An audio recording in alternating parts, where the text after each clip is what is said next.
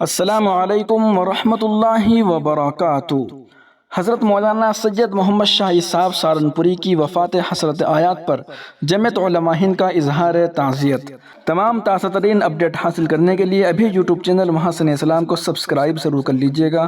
Video کے نیچے subscribe کے بٹن پر کلک کر کے اس چینل کو سبسکرائب ضرور کیجیے گا۔ دہلی، 7 اکتوبر 2023۔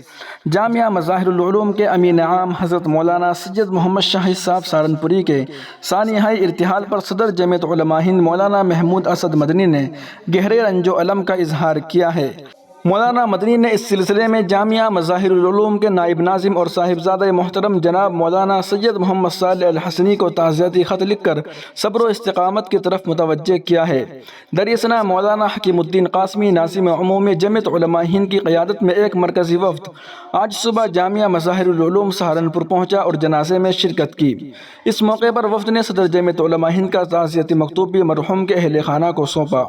وفد میں ناظم عمومی کے علاوہ مولانا قاری احمد عبداللہ رسول پوری سیکریٹری جمعیت یوتھ کلب اور مولانا شفیق احمد القاسمی سینئر آرگنائزر جمعیت علماء ہند شامل تھے۔ اپنے تعزیتی پیغام میں مولانا محمود اسد مدنی نے کہا کہ مولانا مرحوم کا وصال دینی علوم و معرفت، تصوف، تبلیغ اور جامعہ مظاہر العلوم اور ان کے فیض یافتگان کے لیے بالخصوص اور ملت اسلامیہ ہندیہ کے لیے بالعموم نقصان عظیم ہے۔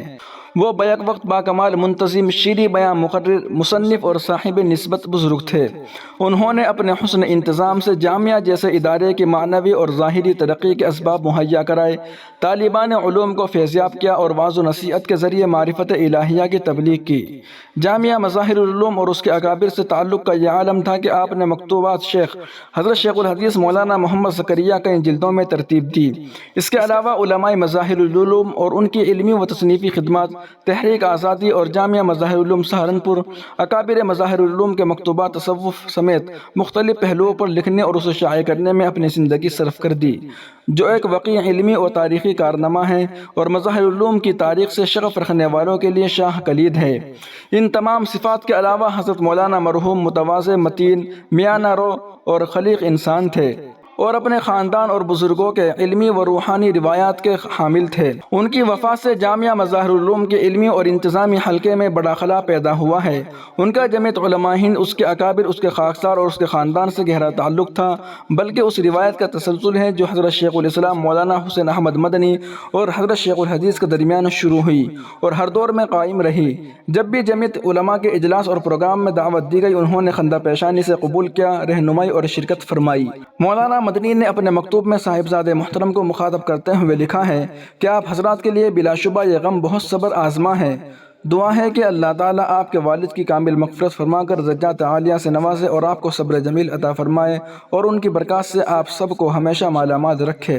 اس فانی دنیا میں رشتوں کی اہمیت بہت زیادہ ہے اور ان میں والد کا سایہ شفقت کا کوئی نعم البدل نہیں، لیکن اللہ تعالیٰ کے فیصلے پر راضی رہنا ہمارے ایمان کا تقاضا ہے۔ اللہ تعالیٰ کی حیثیت کے آگے انسان بے بس ہے اور اہل ایمان تو ہر حال میں راضی برضا رہتے ہیں۔ میری طرف سے تعزیت کے جذبات تمام گھر والوں کو پہنچا دیجیے۔ ناظرین، یہ تھی آج کی ایک خاص رپورٹ۔ آپ سے درخواست ہے کہ آپ اس چینل کو سبسکرائب ضرور کر لیجیے گا۔ ویڈیو کے نیچے سبسکرائب کے بٹن پر کلک کر کے اس چینل کو سبسکرائب ضرور کر لیجیے گا۔ السلام علیکم ورحمۃ اللہ وبرکاتہ۔